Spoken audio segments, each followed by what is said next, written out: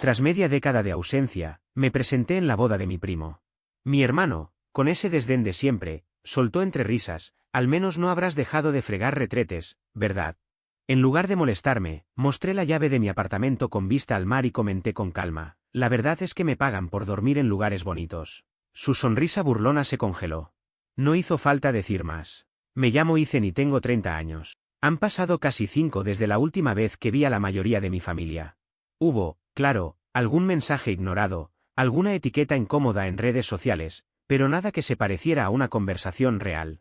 El último recuerdo claro que tengo con todos ellos ocurrió durante una cena de Acción de Gracias, cuando tenía 25 años. Aquella noche, mientras todavía secaba los platos, Ryan, mi hermano mayor, me pidió que me apurara con la cocina porque los adultos estaban hablando. Yo ya había terminado la universidad, trabajaba en 2 empleos de medio tiempo y además hacía trabajos independientes por mi cuenta. Aún así, para él y para mis padres, seguía siendo el hijo que no había cumplido las expectativas. No discutí. No levanté la voz. Simplemente dejé el repasador sobre la encimera, me sequé las manos y me fui sin despedirme. Crecí en una familia donde los roles parecían grabados en piedra. Nada cambiaba, por más que pasaran los años. Ryan, 7 años mayor que yo, siempre fue el favorito. Capitán del equipo en la secundaria, estudiante ejemplar, contratado apenas terminó la universidad por una empresa tecnológica importante en la ciudad. Era ese tipo de persona que llegaba a las cenas familiares con saco y sonrisa ensayada, hablaba de inversiones antes de que sirvieran la comida y daba consejos que nadie había pedido mientras bebía vino como si fuera un experto. Yo, en cambio, era el creativo. El que soñaba. Mi padre solía bromear diciendo que terminaría pintando murales en callejones por unas monedas. Mi madre no se reía, pero tampoco me defendía. Y si soy honesto, mis 20s no fueron fáciles. No tuve un camino directo al éxito como mi hermano. Probé de todo, trabajos de diseño freelance, desarrollo de aplicaciones, incluso abrí un blog que no generó ingresos, aunque sí algunos comentarios furiosos que, en ese momento, sentí como una pequeña victoria. Vivía en un estudio diminuto, con paredes descascaradas y tan finas que podía escuchar a mi vecino estornudar por las noches. Durante el día trabajaba como personal de limpieza en un espacio de coworking y por las noches aprendía a programar por mi cuenta. Nadie en mi familia me preguntaba cómo estaba. Y la única vez que pedí ayuda, un préstamo pequeño para una urgencia dental, mi madre me respondió enviándome una foto del auto nuevo de Ryan con el mensaje: tal vez tu hermano pueda inspirarte a tomarte la vida en serio. Ahí fue cuando desaparecí. No de forma dramática. No bloqueé a nadie. Simplemente dejé de insistir. Dejé de presentarme. Dejé de intentar encajar. Me concentré en mí. Seguí trabajando, aprendiendo, equivocándome. Poco a poco empecé a construir algo propio. Desde mi departamento fundé una pequeña empresa de software. Me equivoqué muchas veces, contraté mal, escribí código horrible, perdí semanas enteras por errores mínimos. Pero creció. Un cliente se convirtió en 5, luego en 20. Durante 2 años reinvertí todo. Apenas salía. Comía lo más barato que encontraba y repetía la misma ropa semana tras semana. No me sentía exitoso, pero sí enfocado. Vivo. Hasta que un día, una empresa más grande se interesó en licenciar parte de mi producto. La oferta fue buena y la acepté. De pronto, dejé de sobrevivir y empecé a vivir. Me mudé, cambié de auto, armé un equipo real, contraté un contador y aprendí a dormir más de 4 horas seguidas. No me hice millonario, pero estaba cómodo. Y lo había logrado sin ayuda de mi familia. El mes pasado, recibí un mensaje inesperado de mi prima Emily. Se casaba y quería que asistiera. Dudé. Ella había sido de las pocas personas que nunca me miró con desprecio. De chicos, solía traerme comida a escondidas cuando yo me refugiaba en el garaje para evitar las burlas de Ryan. Así que acepté. La boda fue en una finca enorme a las afueras de la ciudad. Arcos cubiertos de enredaderas, sillas blancas sobre el césped perfectamente cuidado, un cuarteto afinando instrumentos. Todo parecía sacado de una revista. Fui con un traje sencillo y llevé como acompañante a Megan, mi asistente. No porque lo necesitara, sino porque ella era mucho mejor que yo manejando situaciones incómodas. La ceremonia fue hermosa. Emily estaba radiante. Pensé que había pasado desapercibido, hasta que durante la recepción escuché una voz conocida detrás de mí. Era Ryan. Se veía igual, apenas más cansado. Copa de vino en mano, sonrisa arrogante intacta. Hizo un comentario sarcástico sobre mi pasado y preguntó si seguía persiguiendo mis sueños. No respondí con enojo. Sonreí. Saqué las llaves del bolsillo y presioné el botón. A lo lejos, el auto respondió con un breve sonido. Ryan frunció el ceño. Le dije, con calma, que ahora viajaba bastante y que mi empresa seguía funcionando incluso cuando dormía. Vi en su rostro algo nuevo, duda. Se alejó sin decir mucho más. Megan se inclinó hacia mí y susurró. ¿Ese es tu hermano? Sí, respondí. Se nota, dijo. Huele a inseguridad y a colonia cara. Casi me reí, pero tenía el estómago tan contraído que no me salió. El resto de la noche transcurrió como una sucesión lenta y extraña de saludos incómodos. Personas a las que apenas reconocía me estrechaban la mano, diciendo frases automáticas como «¿Cuánto tiempo?» o «¿Te ves muy bien?». Algunos, sin siquiera escuchar mis respuestas, lanzaban la pregunta que siempre aparece en este tipo de reuniones, ¿y ahora, a qué te dedicas? Yo respondía con vaguedades. Nada llamativo, nada que sonara a alarde. No quería llamar la atención ni generar escenas. Solo quería disfrutar la boda de Emily, tal vez hablar un poco con ella antes de irme. Pero Ryan tenía otros planes. Cuando sirvieron la cena, me asignaron la mesa 7, estratégicamente ubicada al lado de los baños, como si fuera una coincidencia natural.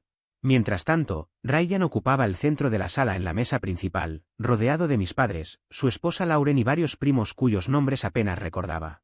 La distancia no me molestó, al contrario, la agradecí. Megan y yo conversamos de manera superficial con quienes compartían mesa, una pareja mayor, tranquila, del lado de la familia de la novia, y un tipo llamado Jason, que decía ser consultor, aunque tenía toda la apariencia de alguien sin trabajo estable. Todo se mantuvo en calma hasta que comenzó el brindis con champaña. El padre de Emily habló primero. Un discurso sincero, algo torpe, pero bien intencionado. Luego habló la dama de honor, después el padrino, y finalmente Ryan. Sentí como Megan se tensaba apenas lo vio caminar hacia el micrófono. No, murmuró. Esto no. Ryan golpeó suavemente su copa y sonrió con esa expresión carismática que siempre le funcionaba. Para quienes no me conocen, empezó, soy Ryan, el primo favorito de la novia. No se lo digan a los demás. Algunas risas suaves recorrieron la sala. Y, por supuesto, el orgulloso hermano mayor de Ethan Sullivan, que decidió honrarnos con su presencia después de 5 años de silencio total. Esta vez las risas fueron más nerviosas. Sentí como varias miradas se dirigían hacia mí. Sonreí apenas y permanecí inmóvil. Megan deslizó su mano bajo la mesa y apretó la mía. Ryan continuó. Siempre sentí que Ethan vivía con la cabeza en las nubes. Mientras yo llenaba solicitudes universitarias, él se dedicaba a pintar. ¿Qué era? ¿Ranas? No, lagartijas. Definitivamente lagartijas. Se rió, esperando que la sala lo acompañara. Yo no lo hice. Megan tampoco. La pareja mayor frente a nosotros parecía genuinamente incómoda. Antes me preocupaba por él, siguió Ryan, pero luego entendí que algunas personas simplemente están hechas de otra manera. No todos encajan en el mundo real. Algunos persiguen sueños, otros pagan cuentas. Y, bueno, también se necesitan soñadores, ¿no? Alzó su copa. Por los soñadores. El brindis terminó entre aplausos dispersos. Varias personas me miraron sin saber muy bien cómo reaccionar. Emily estaba visiblemente furiosa, pero no podía hacer nada en ese momento. Yo no me moví. No dije nada. Me tragué cada palabra, cada burla disfrazada, cada sonrisa condescendiente. Me había prometido no darle a Ryan la satisfacción de verme reaccionar. Pero ese no fue el punto de quiebre. Eso vino después. Cuando la cena terminó, los discursos quedaron atrás y los invitados mayores comenzaron a retirarse, el resto se trasladó a la pista de baile y al bar abierto. Yo salí al exterior para tomar aire. Megan se quedó conversando con Emily. Necesitaba estar solo. El lugar era enorme. Caminos de piedra, faroles iluminando suavemente los senderos, música ambiental saliendo de parlantes ocultos. Seguí uno de los senderos hacia la parte trasera del recinto hasta encontrar un banco, junto a unos setos bien cuidados. Me senté allí, respirando hondo, intentando recomponerme. Entonces escuché pasos. No era mi intención molestarte, dijo Ryan, apareciendo como si nada detrás de los arbustos. Solo estaba bromeando. No respondí. Te has vuelto muy sensible, añadió. Antes aguantabas mejor mis comentarios. Levanté la vista. No estoy molesto. Bien, dijo, sentándose a mi lado sin pedir permiso. Porque de todos modos quería hablar contigo. Alcé una ceja. ¿Sobre qué? Se acomodó, mirándome de frente. Mira, sé que hemos tenido diferencias y sé que ahora tienes tu pequeña empresa o lo que sea, pero mamá y papá están envejeciendo, y ha habido conversaciones. ¿Conversaciones? Pregunté despacio. Asintió. Sobre la casa, la propiedad del lago, la herencia. Ya sabes cómo es. Quieren que todo salga bien. Sentí un frío instalarse en el estómago. ¿Salir bien? ¿Cómo? Ryan sonrió, con ese mismo gesto paternalista de la infancia. Quieren a alguien responsable al mando. Alguien que entienda cómo manejar activos. Tú has estado fuera del circuito. Yo me he ocupado de impuestos, seguros, reparaciones, de todo. Me puse de pie. ¿Y qué? ¿Me van a dejar fuera? Nadie está diciendo eso, respondió, levantándose también. Pero entiende cómo lo ven. Desapareciste durante 5 años. Sin llamadas, sin visitas, sin cumpleaños. Porque dejaron claro que no era bienvenido, respondí con brusquedad. Levantó las manos. Solo soy el mensajero. Intento ser razonable. Me giré para irme, y entonces lo dijo. Seamos sinceros, Ethan. Nunca fuiste parte del plan. Mamá solía decir que eras como una pieza extra de un rompecabezas que no encajaba. No lo decía por crueldad, solo, de forma realista. Me detuve. No me di la vuelta. No pude. Las manos me temblaban. En fin, continuó, sin rencores. Son cosas de familia. ¿Tú entiendes, no? Y se fue. Yo me quedé allí, mirando al vacío, con el corazón desbocado. Ese fue el momento exacto. No solo por el insulto, sino por darme cuenta de que lo decía en serio. De que todos lo pensaban. Había pasado 5 años intentando aceptar mi lugar como el extraño, el que sobraba. Y, por primera vez, entendí que nunca había sido una sensación, era una decisión tomada mucho antes de que yo me fuera. Me repetí muchas veces que no me importaba. Me lo dije con convicción, casi como una defensa automática. Que lo que ellos pensaran ya no tenía ningún peso en mi vida. Que haber construido mi camino sin su ayuda, sin su aprobación y sin su constante juicio era, en sí mismo, una forma de victoria silenciosa. Me aferré a esa idea durante años. Pero escucharlo en voz alta, expresado de esa manera y viniendo directamente de mi propio hermano, produjo algo distinto. Algo que no esperaba. No fue solo molestia ni incomodidad. Fue una sensación más profunda, más amarga, como si algo se hubiera desplazado dentro de mí. Eso no fue una exclusión casual ni una broma mal planteada. Fue una traición clara, directa, sin disimulo.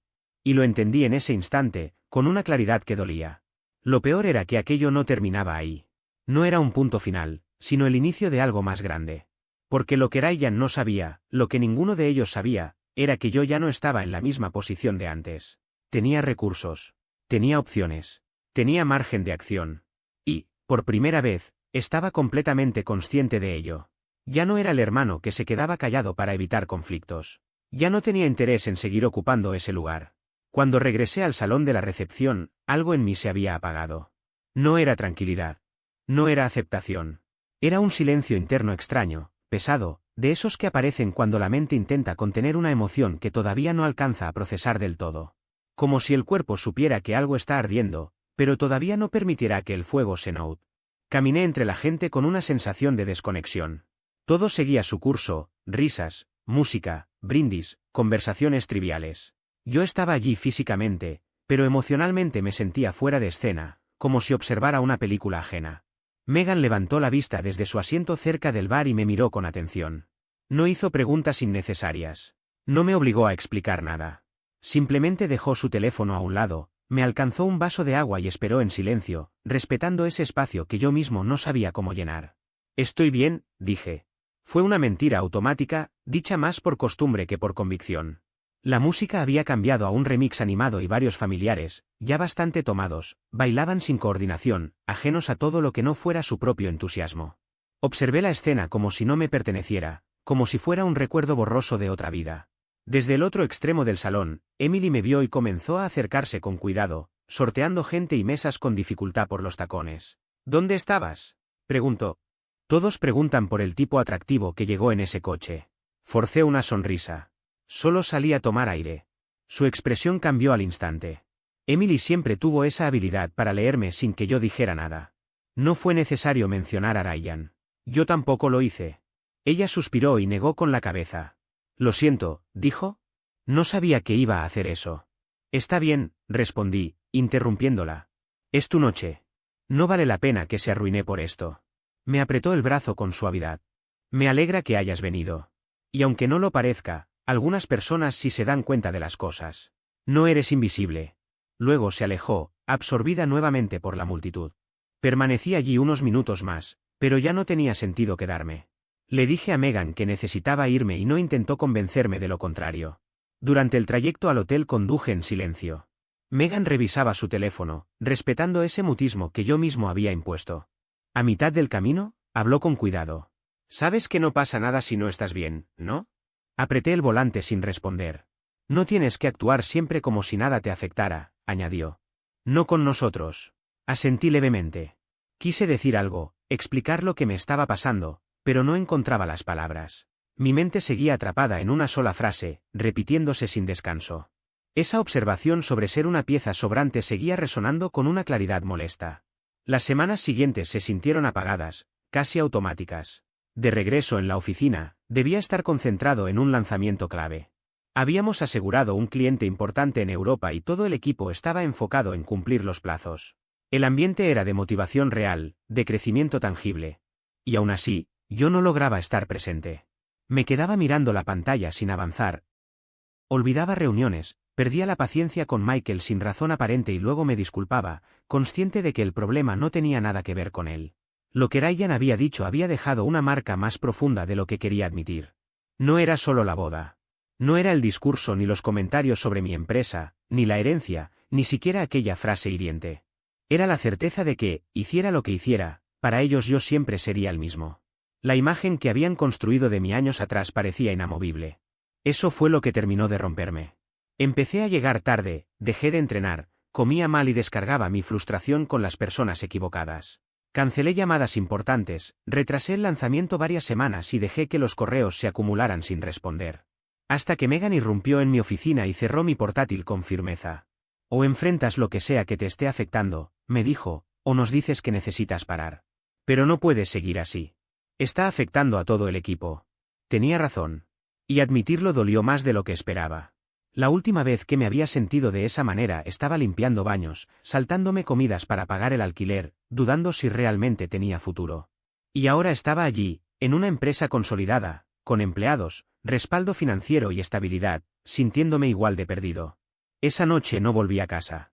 Me quedé en la oficina, mirando las luces de la ciudad desde la ventana, preguntándome en qué momento había empezado a perderme. Cerca de la medianoche empecé a revisar correos antiguos, archivos de cuando todo era solo una idea. Encontré la primera factura que envié, el primer rechazo, y luego un mensaje distinto. Un correo sencillo de alguien que decía que creía en lo que estaba construyendo. Ese recuerdo fue suficiente. Me quedé despierto hasta la madrugada repasando notas antiguas, comentarios, errores y presentaciones viejas. Volví a conectar con algo que había dejado de lado: propósito. No demostrar nada, no competir, no vengarme. Solo construir algo que tuviera sentido. Al día siguiente reuní al equipo. Les dije que era momento de avanzar, aunque no fuera perfecto. Que ajustaríamos detalles después, pero que no íbamos a seguir detenidos. Pedí disculpas. Especialmente a Megan. Admití que había permitido que asuntos personales se filtraran en el trabajo. Reconocí que durante un tiempo estuve distraído, ausente, y que eso había afectado mi desempeño. También dejé claro que no volvería a suceder. Dije todo sin excusas, sin dramatismos. Pensé que, después de una confesión así, lo lógico sería que aparecieran las dudas o el escepticismo. Pero ocurrió algo distinto. Tal vez fue la forma en la que hablé. Tal vez notaron que esa determinación que había tenido al inicio del proyecto volvía a estar ahí.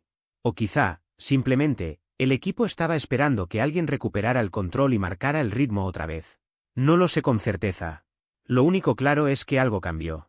El ambiente se reajustó, la energía regresó y el enfoque volvió a ser colectivo. Retomamos el impulso que parecía perdido. 3 semanas después, lanzamos el producto. Y fue un éxito. No uno modesto ni discreto, sino un impacto real. Un cliente europeo, satisfecho con los resultados, nos recomendó con 2 contactos más. Una de nuestras herramientas fue adquirida por una empresa de marketing de tamaño medio en Toronto. Poco después, alguien en TikTok publicó un vídeo explicando cómo nuestra aplicación había transformado por completo su flujo de trabajo. El vídeo se volvió viral. En apenas 2 días, las suscripciones se triplicaron. Por primera vez en mucho tiempo, me permití sonreír sin reservas. Sonreír de verdad. Celebramos con algo sencillo en la oficina: pizza, refrescos y un karaoke improvisado que fue tan malo como divertido. Nada exagerado. Nada ostentoso. Pero mientras observaba a mi equipo cantar desafinado, reírse de sí mismos y disfrutar ese momento, sentí algo que no había experimentado en años: pertenencia. No era una pertenencia heredada. No venía de un apellido ni de un lugar asignado en una mesa familiar. Era distinta. Era el resultado de haber construido algo desde cero, de haber levantado un proyecto con esfuerzo real, y de que otras personas eligieran formar parte de eso. En ese instante entendí que no necesitaba la aprobación de Ryan. No necesitaba un brindis forzado ni un asiento central en ninguna celebración ajena. Yo ya tenía mi propia mesa. Sin embargo, esa claridad no borró lo que aún dolía. La traición seguía ahí, latente. Mis padres no se habían comunicado conmigo después de la boda. Ni una llamada. Ni un mensaje para saber si había llegado bien a casa. Nada. Y entonces, un día cualquiera, llegó un sobre por correo. No tenía remitente. Dentro había una sola hoja. Era un borrador de la actualización del fideicomiso familiar. Ryan figuraba como único ejecutor. Mi nombre no aparecía en ninguna parte. Ni siquiera como nota al pie. Me quedé mirándolo durante largo rato. Luego doblé el papel con cuidado, lo guardé en un cajón y lo cerré con llave. No porque estuviera listo para dejarlo atrás, sino porque no iba a permitir que ellos decidieran qué venía después. Si querían borrarme de la historia, estaba bien. Pero tendrían que enfrentar las consecuencias cuando la historia comenzara a escribirlos a ellos fuera también. No abrí ese cajón durante 6 semanas. No porque olvidara el sobre, sino precisamente porque no podía olvidarlo. Sentía el peso de ese papel doblado todos los días, como una astilla incrustada demasiado profundo para sacarla, pero imposible de ignorar. Aún así, seguí adelante. Volví a la rutina laboral. Dirigí reuniones, viajé, amplié la infraestructura de la empresa. Lanzamos nuevas funciones, contratamos a 2 desarrolladores más y comenzamos conversaciones con un inversionista ángel que ya había respaldado a 2 empresas que se convirtieron en unicornios. Por fuera, todo indicaba que estaba en el mejor momento de mi vida. Probablemente lo estaba. Pero por dentro, la tensión nunca desapareció del todo. Era como un zumbido constante, bajo, persistente. Porque ese sobre había dejado algo muy claro, ya no se trataba solo de ignorarme. Estaban intentando borrarme. Fue entonces cuando entendí algo esencial. No necesitaba su aprobación. Tampoco la quería. Pero no iba a permitir que me eliminaran como si fuera un error tipográfico en su narrativa. Si querían jugar a la herencia y al legado, yo también podía mover piezas. Pero antes necesitaba información. Hice una llamada. Su nombre era Alison Grant. Abogada corporativa. Me había ayudado un año atrás con un conflicto contractual. Era implacable, meticulosa y extremadamente discreta. No voy a demandar a nadie, le dije después de ponernos al día. Solo quiero entender el panorama. Le envié una copia del borrador del fideicomiso. Menos de 48 horas después, me llamó. Seré directa, dijo. Técnicamente no estás desheredado. Simplemente no existes en el documento. ¿Y eso qué implica exactamente? Pregunté. Que si tus padres fallecen sin modificarlo, todo queda bajo el control exclusivo de Ryan, salvo que alguien impugne el fideicomiso. Y aún así, sería una batalla cuesta arriba. Me quedé mirando el suelo de mi oficina. ¿Puedes saber cuándo se redactó este borrador? Hace 6 meses. Está notariado. Eso dolió. 6 meses atrás yo acababa de cerrar nuestro primer acuerdo internacional de licencias. Trabajaba jornadas de 14 horas construyendo algo real, mientras ellos, en silencio, me retiraban de la mesa como si nunca hubiera existido. ¿Hay algo que pueda hacer? Pregunté. Ella dudó un instante. Legalmente, no mucho. Solo si hubiera coerción, incapacidad mental o fraude. Pero Ethan, su tono se suavizó, algo poco habitual en ella, no estás exagerando. Esto es frío. Y es deliberado. Le agradecí, colgué y me quedé en silencio. Luego abrí el cajón. Esta vez no me limité a mirar el documento. Lo analicé. Y empecé a recordar conversaciones del pasado que antes había tomado como comentarios casuales. Mi madre bromeando con que Ryan siempre había sido el planificador de la familia. Mi padre mencionando, en una llamada aislada, que estaba revisando papeles aburridos con él. Todo encajó. Habían preparado esto mucho antes de que la tinta tocara el papel. Lo hicieron de manera silenciosa y estratégica. No porque yo hubiera fallado. No porque no hubiera estado a la altura. Simplemente porque nunca encajé en el rol que ellos querían que ocupara. Me borraron de la ecuación por una razón muy simple, triunfé sin ellos. No porque fuera mejor, ni porque buscara demostrar nada, sino porque dejé de depender. Me convertí en ese recordatorio incómodo de que ya no podían decidir por mí, ni corregirme, ni usarme como pieza funcional dentro de su estructura familiar. Yo era la prueba viviente de que su control no era absoluto. Durante mucho tiempo intenté entender por qué habían hecho lo que hicieron. Me pregunté si había sido un error puntual, una mala decisión tomada en un momento de tensión, o simplemente una cadena de malentendidos. Pero con el tiempo entendí que esa pregunta no me llevaba a ningún lado. No aclaraba nada. Solo me mantenía atrapado en una conversación que ellos ya habían cerrado sin avisar. Así que dejé de preguntar por qué. Y empecé a preguntarme qué podía hacer a continuación. La primera decisión que tomé fue contratar a un investigador privado. No alguien improvisado ni uno de esos personajes turbios que trabajan desde oficinas anónimas en centros comerciales. Necesitaba a alguien con experiencia real, alguien acostumbrado a moverse entre balances, estructuras legales y maniobras financieras sofisticadas. Terminé dando con Thomas, un exconsultor del organismo tributario que había pasado años rastreando entramados corporativos para empresas grandes, de esas que creen que todo se puede ocultar detrás de una sigla. Thomas era alto, de voz tranquila, casi monótona, y tenía esa forma de observar que te hacía sentir que no se le escapaba nada. Metódico hasta el extremo, pero sin arrogancia. Desde la primera reunión dejó claro que no hacía suposiciones, solo seguía hechos. No busco chantajear a nadie, le dije. No quiero destruir reputaciones ni generar escándalos. Entonces lo que quiere es información, respondió. Información verificable. Asentí. Quiero saber qué está haciendo Ryan con el dinero de la familia. Si realmente fue nombrado administrador, si maneja impuestos, reparaciones y gestión patrimonial como presume, entonces tiene que haber documentos que respalden todo eso. Y si no los hay, también quiero saberlo. Thomas no prometió resultados rápidos. Me advirtió que ese tipo de estructuras no se desenredaban en días. Aún así, exactamente 3 semanas después, volvió a contactarme.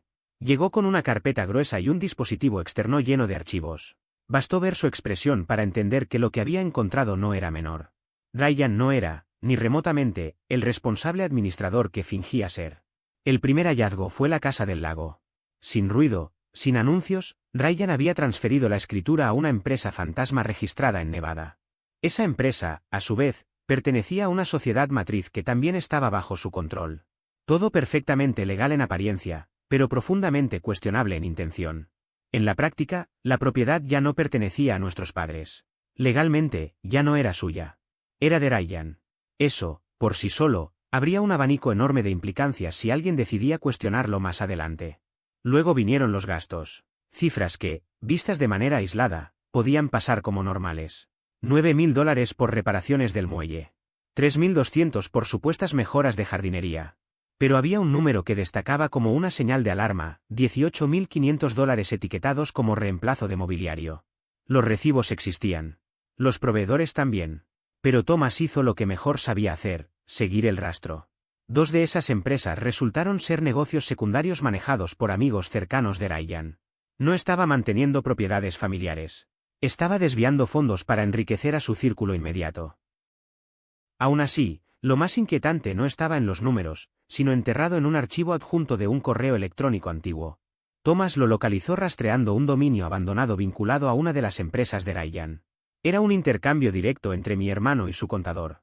El asunto del correo decía: estrategia de blindaje fiscal, transferencia de activos parentals. El contenido era frío, técnico, casi clínico.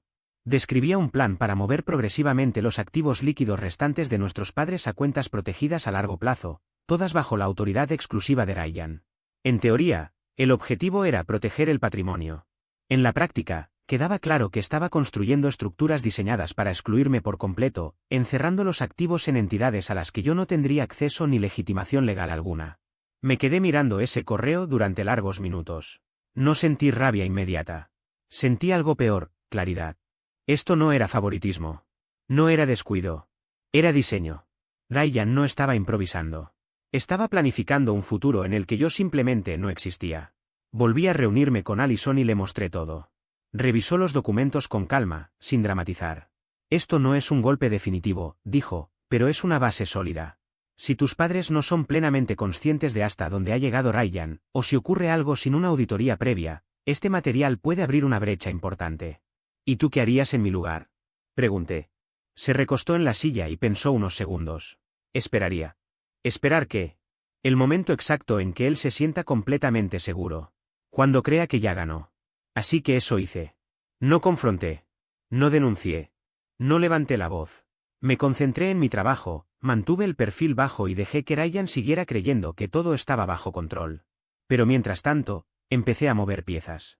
Hablé con mi prima Emily, la novia de la boda. Al principio fue cauta, pero terminó confesando que Ryan había intentado que firmara documentos relacionados con un supuesto fideicomiso familiar meses antes del casamiento. Nunca firmó, pero la presión fue real. Me envió todo lo que conservaba. Luego contacté a mi tía, la hermana de mi madre, con una excusa trivial. Hacía años que no hablábamos, pero la conversación fluyó. Cuando mencioné los asuntos financieros, su respuesta fue inmediata. Ryan tiene todo cerrado. Tu padre confía ciegamente en él. Me sorprende que tú no estés en el testamento. No lo estoy, respondí. El silencio lo dijo todo. No necesitaba provocar un escándalo. Solo debía inclinar la balanza. Y para eso, tenía que poner a Ryan justo donde él quería estar, en el centro absoluto de la escena. Por eso confirmé mi asistencia a la fiesta de jubilación de mi padre. Ryan la organizaba en la Casa del Lago. Sabía que usaría esa noche para exhibir su poder, su control, su rol de heredero incuestionable. Y eso era exactamente lo que yo necesitaba. Porque cuando se parara frente a todos para reclamar el trono que creía asegurado, yo estaría listo. Con una sonrisa, una memoria USB y una frase sencilla. Antes de empezar los discursos, creo que todos deberían ver algo interesante que encontré. Llegué tarde a propósito. El sol caía sobre el lago cuando estacioné a 2 casas de distancia. Caminé con calma. Sin ostentación. Solo yo, un sobre, una memoria USB y una decisión tomada hace mucho tiempo. No había ido a reconciliarme. Llegué con una sola intención, entender qué estaba pasando de verdad. El patio trasero parecía sacado de un evento cuidadosamente ensayado. Habían montado una especie de cata de vinos al aire libre, con una carpa blanca, mesas cubiertas con manteles de lino y esos barriles de madera falsa que la gente alquila solo para crear ambiente. Todo estaba pensado para impresionar. Mi padre estaba en el centro, rodeado por familiares, con una camisa tipo golf perfectamente metida dentro de unos pantalones caqui demasiado ajustados. Reía con orgullo mientras Ryan sostenía un micrófono inalámbrico y daba otro de sus discursos. Movía la copa de vino con un gesto estudiado, como si hubiera practicado frente al espejo. Creo que todos podemos estar de acuerdo, dijo Ryan, elevando la voz, en que el liderazgo de papá, tanto en el trabajo como en casa, es lo que mantuvo a esta familia en pie durante todos estos años. Y ahora que se retira, es momento de pasar la antorcha. No solo de propiedades, activos o responsabilidades, sino del legado. Miró a mi padre, que asintió orgulloso, con los ojos brillando de admiración. Luego, Ryan recorrió al público con la mirada, hasta que se cruzó conmigo. Se quedó inmóvil apenas un segundo, pero fue suficiente. El murmullo se apagó. Di un paso al frente justo cuando se extinguieron las risas educadas. Todas las miradas se giraron hacia mí. La sonrisa de mi madre se tensó, confundida. Mi padre inclinó la cabeza. Emily, cerca de la mesa del vino, me dedicó un leve gesto afirmativo. Me detuve a pocos metros de Ryan y hablé lo suficientemente alto para que todos escucharan. Antes de continuar, dije, traje algo que me gustaría compartir con la familia. Creo que es relevante, especialmente considerando la jubilación de papá y el legado del que acabas de hablar. La sonrisa de Ryan se endureció. Ahora no es el momento. Pero ya me estaba moviendo hacia la mesa de medios, donde el proyector estaba conectado a una computadora para la presentación de la noche. Sin pedir permiso, inserté una memoria USB. Megan había preparado la presentación para mí. No hizo demasiadas preguntas. Simplemente confió. La pantalla detrás de la carpa cobró vida. Avancé a la primera diapositiva. Transferencia de escritura, Casa del Lago. Era un documento escaneado. La firma digital de Ryan aparecía con claridad. La propiedad había sido transferida de los nombres de mis padres a una LLC. Mi padre frunció el ceño. Mi madre se inclinó hacia adelante. Pasé a la siguiente diapositiva. Facturas de proveedores 2023. Una tabla detallaba decenas de miles en pagos por mantenimiento y reparaciones. Todos vinculados a socios comerciales o amigos personales de Ryan. Algunos incluso mostraban su nombre en el campo de aprobado por. Alguien murmuró. Una tía ahogó un jadeo. Ryan dio un paso al frente, alzando la voz más de la cuenta. Esto es absurdo. Está fuera de contexto. Eran reparaciones autorizadas. Papá me pidió que manejara estas cosas. Avancé otra vez. Correo electrónico de Ryan al contador. Asunto, estrategia de escudo fiscal. No dije nada. Dejé que el silencio hiciera su trabajo. Entonces miré a mis padres. ¿Sabían que la Casa del Lago ya no está a su nombre? Le pregunté a mi padre, con calma. ¿Sabían que sus activos de jubilación están siendo movidos a un fideicomiso que ustedes no controlan? Mi padre abrió la boca, y volvió a cerrarla. Yo, Pensé que, balbuceó. Ryan dijo que nos estaba ayudando, que era más seguro así. Y lo es, intervino Ryan con voz tensa.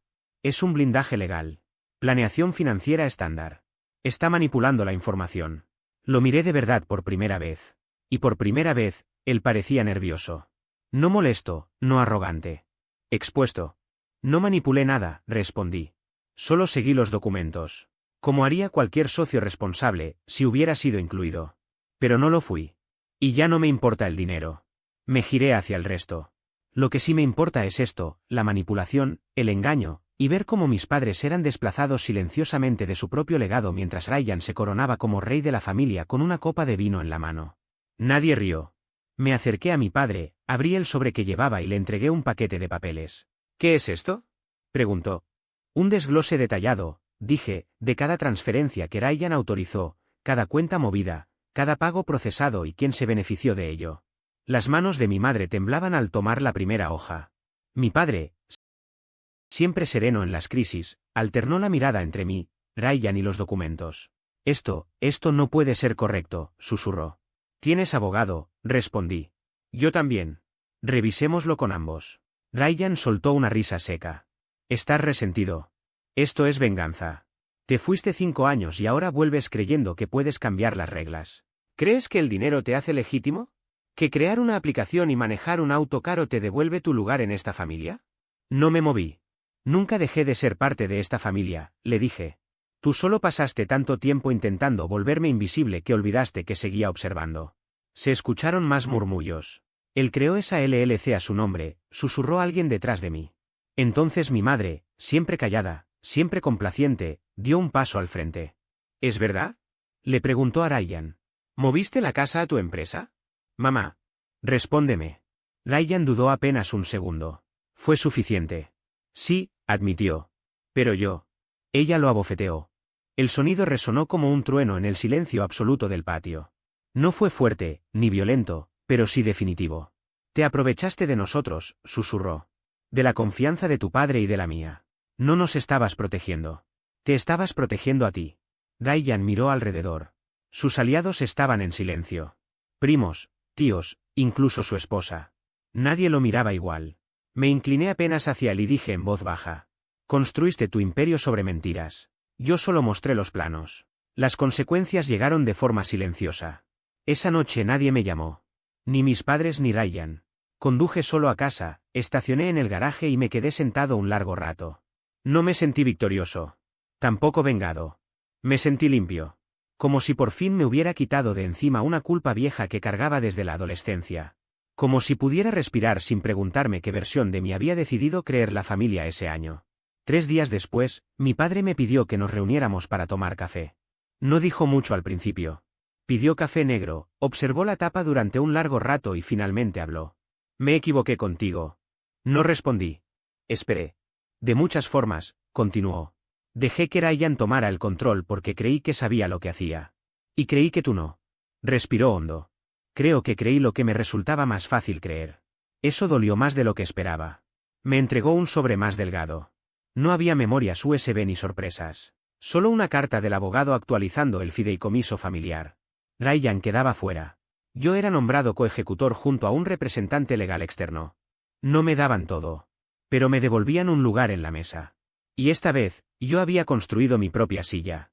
En cuanto a Ryan, supe por Emily que intentó negarlo todo, diciendo que había sido un malentendido. Pero ya era tarde. Mis padres ordenaron una auditoría completa. El abogado revisó cada movimiento. Las empresas pantalla se desmoronaron rápido. Una de sus firmas terminó disolviéndose bajo presión. Siguió teniendo dinero. Estaría bien. Pero el respeto se perdió. Y en esta familia, ese siempre fue el verdadero capital. Meses después, organicé una cena en mi casa. Nada ostentoso. Algunos amigos cercanos, otros nuevos, y Megan, que levantó su copa al final. Por Ethan, dijo. El tipo que convirtió el silencio en estrategia. Esa noche reí de verdad. No porque hubiera ganado, sino porque había sobrevivido. Entré a un lugar donde antes era invisible, y salí con todas las miradas siguiéndome. No como la pieza sobrante del rompecabezas, sino como la que finalmente lo completó.